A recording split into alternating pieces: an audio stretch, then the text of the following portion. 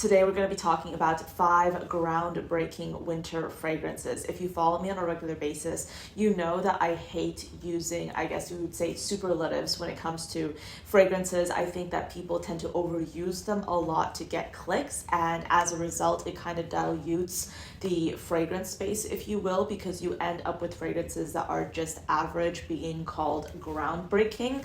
Well, in this particular situation, these fragrances are truly attention grabbing. They're fragrances that out of my 150 plus bottle collection really stand out, and they are also fragrances that have truly passed the test of discernment. That is, they are fragrances that are worth your attention because there's something about them that makes them special. There's something about them that makes them stand out and worth your money and attention. If this is your first time on this channel, hello, my name is Anya. I talk about fragrances here 3 times a week, Monday, Wednesday, and Friday. I also publish a ton of bonus content in between in the form of shorts and some occasional additional long form content videos. If you're also interested in fragrance and beauty history, I have a podcast. It's called The Fragrance Report. A new episode of this podcast drops every Wednesday on Spotify and on YouTube. And if you're interested in being a little bit more judicious with your fragrance collection, if you're interested in finding a better way to track what's in your collection, whether it be samples, decants, full bottles, I would recommend downloading my fragrance collection log and expense tracker. It's available in my Stan store. The first fragrance I have to share is one that I truly fell in love with. This was love at first sniff. I've wanted this fragrance for a really long time, and I finally bought it when I was in Dubai, and I absolutely adore it. I consider this a groundbreaking fragrance because it plays around with notes in a really unique way. The execution of this fragrance is really fascinating, and this line in general has been described by many as otherworldly, as alien, as completely different to anything else that's on the market. And I'm of course talking about Marc-Antoine Barrois' Ganymede. This is a fragrance that I was considering getting. I wasn't sure if I wanted to get this or Aldebaran or Tilia, 2 other fragrances from the line, but when I smelled Ganymede, it was just the fragrance that spoke to me the most. This is a warm floral with mineralic elements. There's some soft spiciness to it. There is some like leathery undertones in the form of suede, actually. This perfume just smells absolutely, positively unique, special, attention-grabbing, and expensive, and I absolutely adore it. I'm so happy to finally have this in my collection, and I've been wearing it nonstop. I do think that this is the kind of fragrance that I would be comfortable in wearing in the hot weather. I did that when I was in the Middle East, and even when I came home, I'm still wearing it because it's one of those just versatile fragrances. Yes, it's a very potent fragrance, so you might not want to wear this in the warm weather. I, for one, don't care. I was perfectly comfortable with wearing it in a variety of temperatures, but let's get into the notes. So this is a mineralic perfume. I don't know if I already mentioned that or not, meaning that it has some kind of like cold metallic elements to it. Basically, it has top notes of saffron and Italian mandarin, a mid of Chinese osmanthus, violet leaf, and immortelle, and then a base of mineral notes, suede, alkygala wood, musk, what else? Cedar and patchouli.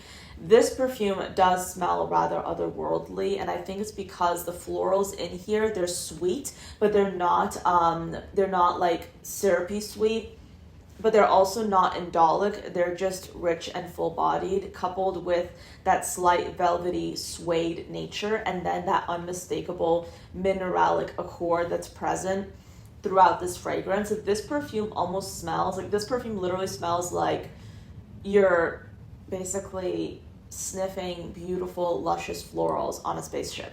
I know that sounds so odd, but that's truly what it smells like. And it just is like the ideal winter fragrance for me because it's warm, it's enveloping, it's a floral, but it's nothing I've ever smelled before, and I absolutely adore it. So this is what I would consider a groundbreaking, show-stopping example of a winter fragrance because it plays with notes in a very unique way, and I absolutely adore it. Something that's a little bit more tame is Sugar Leather by Une Nuit Nomade. I absolutely adore this perfume. You guys know this if you follow my channel, how much I adore this entire brand. They have some truly show-stopping creations. I love how they experiment with notes in a very refined way. Their fragrances are approachable, well blended, quality, and the price is also really what I'd call affordable niche, which I greatly appreciate. I'm not someone that necessarily wants to spend a lot of money on fragrances. If I do spend a lot of money on fragrance, it has to be really unique,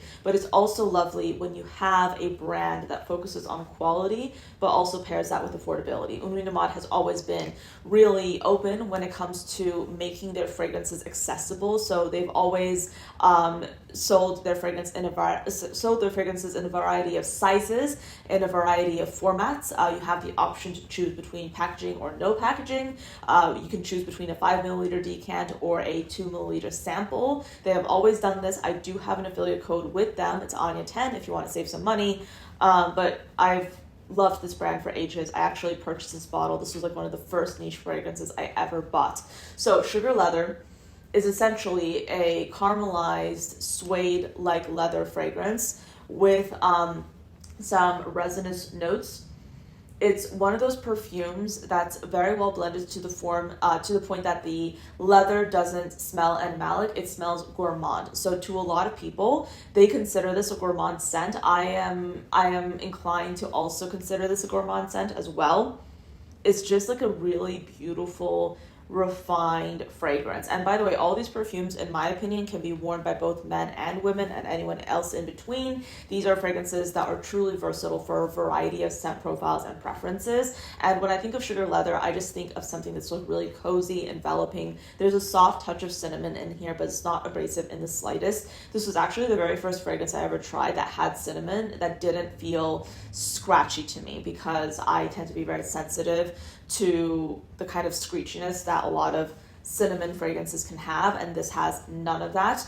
This just smells like a warm, cozy, also holiday appropriate kind of fragrance. So Sugar Leather by Une Nuit Nomade, I absolutely adore this one. This next one is rather interesting because I adore this fragrance. I think it's one of my absolute favorites in my collection currently, but it is a very polarizing scent, but not in the way you would expect. So this is Oudian by Pernoire. This is their newest launch. They launched it, I think, like last month.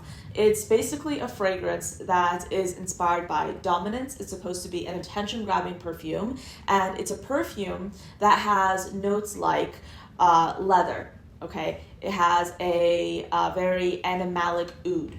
It has a note of durian, which happens to be like a sour, kind of bitter, powdery fruit almost. And it's an interesting fragrance because it plays around with all these polarizing notes, but I'll tell you, when I smelled this perfume, it was love at first sniff instantaneously. And I've worn this fragrance a lot. It's a very potent fragrance, so a little bit truly does go a long way. Let's get into the scent pyramid. So this is a fragrance with notes of tropical fruits, saffron, durian, and Sichuan pepper at the top, a mid of frankincense and labdanum, and then a base of oud, leather, and vetiver. So, and I actually do have a personal anecdote to share about this fragrance. This is a perfume that is very polarizing, as I mentioned when I was introducing it, and I would say most people like this. Some people really don't. So I was at dance practice and I was wearing 3 sprays of this, which is bold for dance. It's bold. But I was at dance practice and I was in the room with like with the other people I dance with, and people were coming in and saying, wow, it smells really good in here. And I wasn't registering that it could have been me. You know, like when you forget you're wearing a fragrance when you're just like going through life. So that's where I was. I wasn't registering that it was me. And then someone else came in, they're like, wow, it smells really bad in here. So all this information, like all this data I was gathering, and then we were kind of like all in a clump. We were like just like, you know, walking through a particular dance, and then someone else walks in, they're like, wow, it smells really good in here. And it kind of like clicked because like she said that like, wow, it smells like incense. That's what she was saying. And I'm like, there's no way there could be incense in here unless she's talking about the fragrance I'm wearing. And then I'm like, I piped up and I basically said, I think you're smelling me because I'm wearing a perfume that's a little bit strong. And people smelled me, they're like, yeah, that's you. Like, you smell amazing. And then like that one person that didn't like that smell, she was like, yeah, I don't like that smell. So I say this because that is like a good representation of how this fragrance can be. This is definitely not a blind buy safe fragrance. fragrance, but it's a fragrance that really has a gorgeous sillage. It's a really domineering perfume, as the whole theme of this marketing campaign associated with the fragrance might suggest. There's literally a chess piece on the front of this bottle. It's supposed to be a loud, domineering fragrance, but it's executed in a way that's rather beautiful. It just literally smells like an animalic oud, leather, like a clean leather, and some powdery sweet durian. So durian is a very particular kind of fruit. In this particular fragrance, I interpret it as like a powdery, bitter, fruity scent.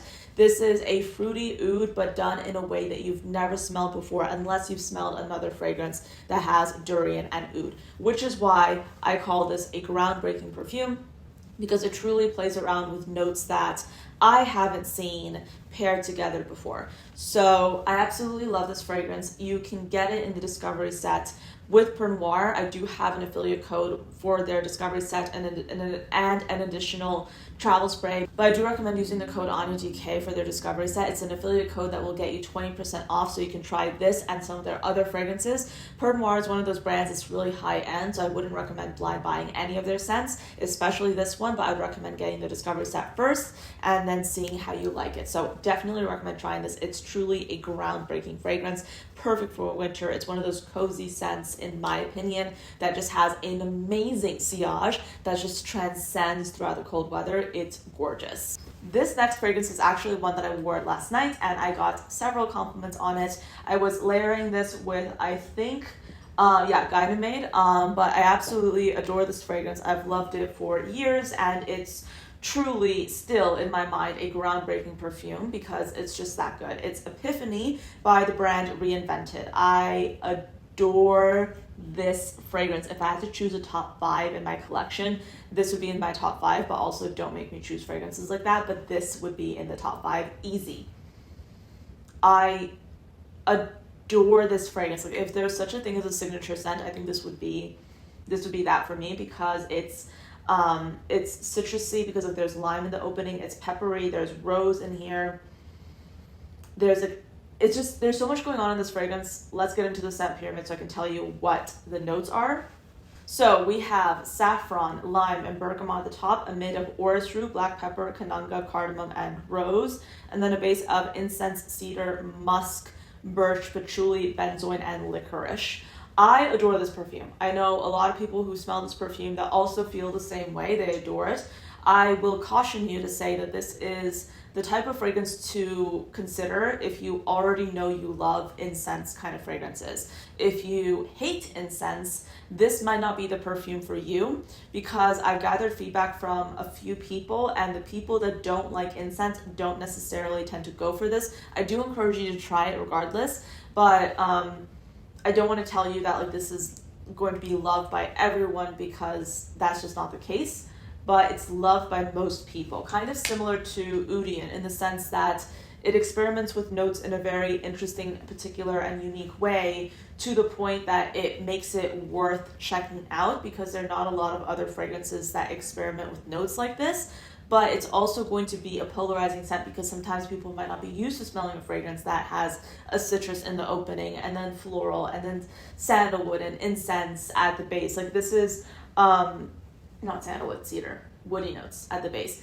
This is just a very unique and special fragrance. The peppery notes in here are not overpowering in the slightest. They are very well blended. There's nothing in this fragrance that's screechy or overbearing, but this is going to be for those of us who really love like incense, who love woody notes. I adore this perfume. I love it so much. It's like my ultimate going out scent, and I have had this perfume for a really long time, and the dent is small because the fragrance is so strong that a little bit does go a long way. It is a very lasting fragrance, and it's an ideal fragrance for going out because you'll have a gorgeous scent bubble. It's amazing, it's beautiful, it's quite special. This was one of the very first niche fragrances I ever bought, and it remains a favorite for a reason. So Epiphany by Reinvented. So this next fragrance is by House of Beau. I love House of Beau. I have so many other fragrances of theirs on my wish list that I want to get, but this is Infinitoud. This is just gorgeous. Like, part of me is like, do I call this a groundbreaking fragrance? Because in many ways this is kind of understated. It's like a very smooth, clean smelling, slightly resinous oud fragrance. So in that way, it's not doing anything too crazy like some of these other fragrances. But to me, it's groundbreaking because I smell it, and I've mentioned this in other videos before, but I smell certain fragrances and my brain just lights up in a very interesting way. I know that sounds so weird, but with this fragrance, like I smell it and my brain lights up. It's the kind of fragrance that inspires me. Like I absolutely love it. And that's the thing, like when you experiment enough with fragrances, when you open up your mind to fragrances that are, you know, like out of the box, that are out of the ordinary, that when you open your mind up to smelling fragrances, just to smell them and discover new scents, you will come across fragrances that really just inspire you in a very special way, and this is one of them. So this fragrance is a woody ambery perfume with notes of peyote, myrrh, and vetiver at the top, a mid of cedar, black pepper, and patchouli, and then a base of incense, oud, and gurkhan balsam. So, like I said, a balsamic oud scent. Is a clean smelling oud. This Pernoire's Oudian is animalic. Pernoire's House of Beau's Infinitoud is smooth and elegant. So I would say this is more beginner friendly. Pernoire's Oudian, not so much, but both are fragrances that I love and adore and recommend, but they're completely different takes on a similar note. So Infinitoud is one of those fragrances that I think to a lot of people, it's easy to write this off because I think a lot of people have said that this just like smells like woody, but it's done in a very refined way. If you are a fragrance curator and you're interested in getting a fragrance that has the oud note, I have tried many fragrances with oud, and this has been like the most affordable, fine quality, luxury oud fragrance I have smelled. Like there is a sweetness to it that doesn't take away from the resinous, refined, clean smelling oud.